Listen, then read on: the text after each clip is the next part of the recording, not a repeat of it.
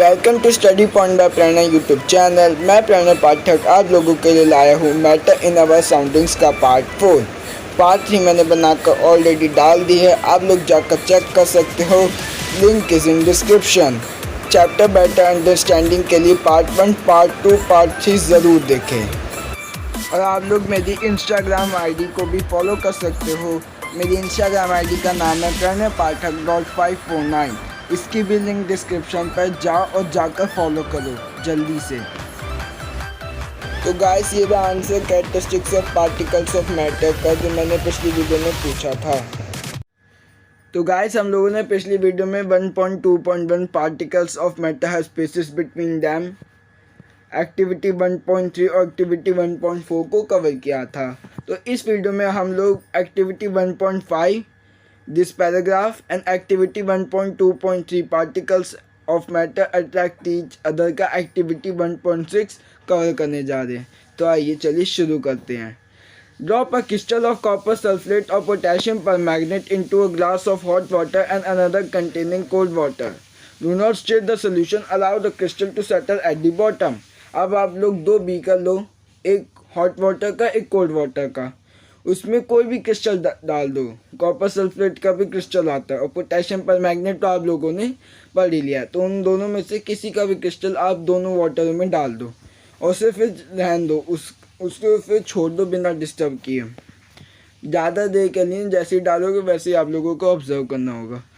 तो इसमें आगे बोलता है कि आप लोगों ने क्या ऑब्ज़र्व किया, जैसे जैसे टाइम पास हुआ तो वाटर में क्या चेंजेस आए, और जो सॉलिड और लिक्विड के पार्टिकल्स है वो क्या सजेस्ट करते हैं, और जो रेट ऑफ मिक्सिंग है, मतलब कि मिक्सिंग का जो रेट है वो चेंज हुआ है टेम्परेचर की वजह से, अगर हुआ है तो क्यों हुआ है। अब मैं आप लोगों को बताता हूँ ऑब्जर्वेशन और रीज़न, आखिरकार ऐसा क्यों हुआ है।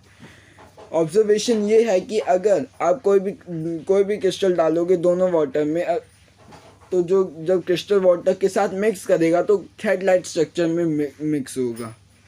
तब जो आप हेडलाइट स्ट्रक्चर को देखोगे हॉट वाटर में, तो वो तेज़ी से मूव फास्टर कर रहा है, वाटर के साथ तेज़ी से मिक्स हो रहा है। वहीं अगर आप कोल्ड वाटर को देखोगे तो जो क्रिस्टल से जो हेडलाइट स्ट्रक्चर निकल रही वो थोड़ी कम धीरे से मूव हो रही है और वाटर से धीरे से मिक्स हो रही है।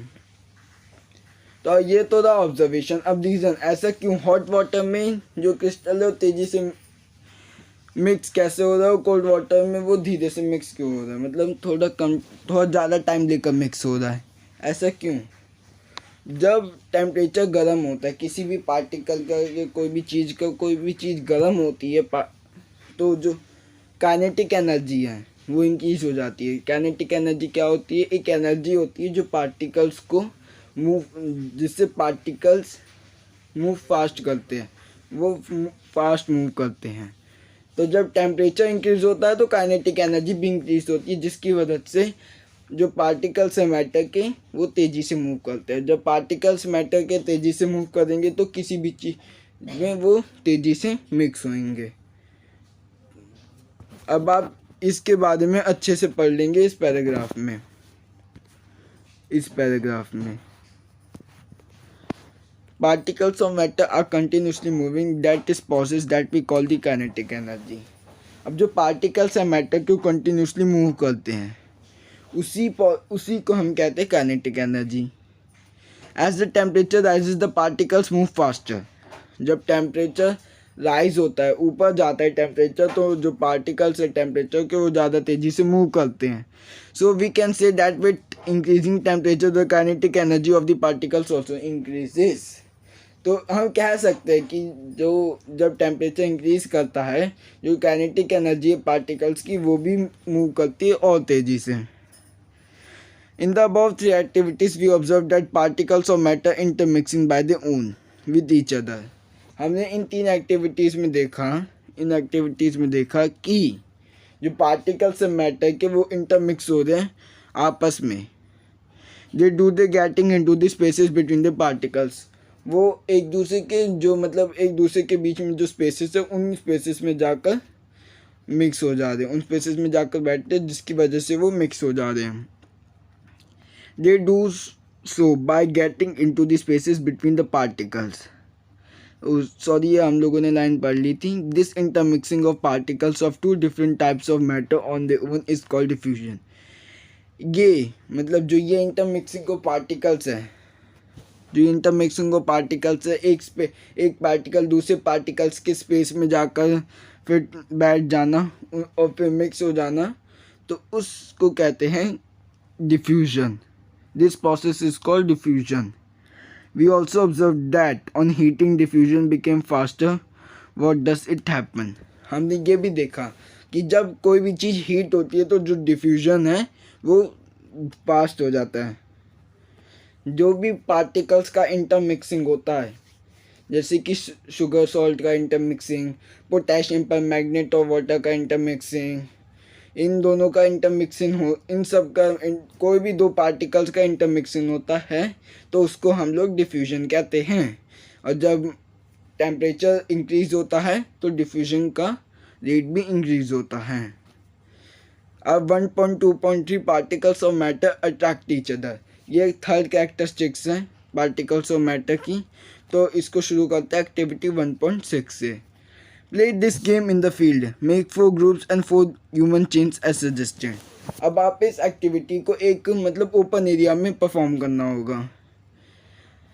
और आपको 4 ग्रुप बनाने होंगे। The first group should hold each other from the back lock arms like ईदू Mishmi dancers figure 1.3। अब पहले ग्रुप को इस तरह से मतलब आपस में पकड़ना होगा, बैक से पकड़ना होगा, बैग से पकड़ कर खड़े हो जाना होगा। फिगर 1.3 में जैसे ये लोग खड़े हैं ना, उसी तरह से आप लोगों को भी खड़ा होना होगा। अब जो सेकंड ग्रुप है, the second group should hold hands to form a human chain. अब जो सेकंड ग्रुप है उन लोगों को सिर्फ एक दूसरे का हाथ पकड़ना होगा, ह्यूमन चेन। बंदी चैन आप लोगों ने खेला है, जैसे उसमें हाथ पकड़ते हैं, वैसे ही इसमें भी सेकंड ग्रुप को भी वही करना है, हाथ पकड़ कर चेन बनानी है। The third group should form a chain by touching each other with on the fingertips. अब थर्ड ग्रुप वालों को सिर्फ फिंगर टिप्स से अपनी चेन बनानी है। जो फिंगर टिप्स होते हैं उन्हीं को जोड़कर अपनी वो बनानी है, चेन बनानी है। अब now the fourth group of students should run around the track to break the 3 human chains. अब आप लोग फोर्थ जो चौथा ग्रुप होगा उनसे कहो कि जो आप लोगों ने 3 चेन बनाई है उन 3 चेनों को तोड़ने की कोशिश करें। 1 बाय 1, एक बार मतलब पहले एक को तोड़ा, फिर दूसरे को, फिर तीसरे को, ऐसे तोड़ना है। एज में स्मॉल ग्रुप्स एज पॉसिबल, और जितने स्मॉल ग्रुप्स बन सके उतने, मतलब कि एक आदमी पूरा मतलब 100% तोड़ देना। जैसे कि थर्ड ग्रुप है तो थर्ड के सभी मेंबर्स को अलग अलग कर देना है आपको। Which groups was the easiest to break, why. अब इसमें से जो 3 ग्रुप थे, पहला बैक से पकड़ कर चेन बनाई थी, दूसरे ग्रुप ने हैंड से पकड़ कर चेन बनाई थी, तीसरे ग्रुप ने फिंगर टिप्स को जोड़कर चेन बनाई थी। तो इन 3 ग्रुप में से कौन से ग्रुप को ब्रेक करना ज़्यादा ईजीएस्ट होगा? If we consider each student as a particle of matter, then in which group this particle held each other with the maximum force. अगर हम एक तरह से ले, इन 3 ग्रुप में से हर एक मेंबर को पार्टिकल ऑफ मैटर ले ले कि पहला ग्रुप एक मैटर है और जो उनके मेंबर्स है वो पार्टिकल्स हैं। अब हम उन तीनों पार्टिकल्स को ब्रेक करना है तो किस में ज़्यादा फोर्स लगेगा? सबसे ज़्यादा फोर्स पहले वाले ग्रुप को तोड़ने में लगेगा, क्योंकि उन्होंने एक दूसरे को बैक से पकड़ रखा है। तो सबसे ज़्यादा फोर्स उसे पहले वाले ग्रुप को तोड़ने में लगेगा। उससे थोड़ा सा कम फोर्स सेकंड वाले ग्रुप को तोड़ने को लगेगा, जिन्होंने एक दूसरे को हैंड से पकड़ रखा है। और सबसे कम फोर्स तीसरे वाले ग्रुप को तोड़ने में लगेगा, क्योंकि उन्होंने फिंगर टिप से अपने एक चेन बनाई हुई है। तो ऐसे ही जो मैटर के पार्टिकल्स हैं वो आपस में एक दूसरे को अट्रैक्ट कर कर रखते हैं। जिस मैटर के पार्टिकल्स ने अपने एक दूसरे को मतलब ज़्यादा पावरफुल से अट्रैक्ट किया होगा तो उसे तोड़ने के लिए हमें ज़्यादा फोर्स लगाना पड़ेगा। वहीं अगर कोई दूसरा मैटर है जिसके पार्टिकल्स ने ज़्यादा पावरफुल से एक दूसरे को अट्रैक्ट नहीं किया तो उसे तोड़ने के लिए थोड़ा कम फोर्स लगाना पड़ेगा। तो ये एक थर्ड कैरेक्टरिस्टिक्स हैं। अगर हम आगे से और अच्छे से पढ़ेंगे एक्टिविटी 1.7 और 1.8 पढ़कर, पर नेक्स्ट वीडियो में इसको पढ़ेंगे। तो thank you for watching this video. तो गाइस ये आप लोगों का नेक्स्ट क्वेश्चन, इसका आंसर मैं आपको नेक्स्ट वीडियो में बताऊंगा। अगर आपको आंसर पता है तो आप मुझे कमेंट करके बता सकते हैं।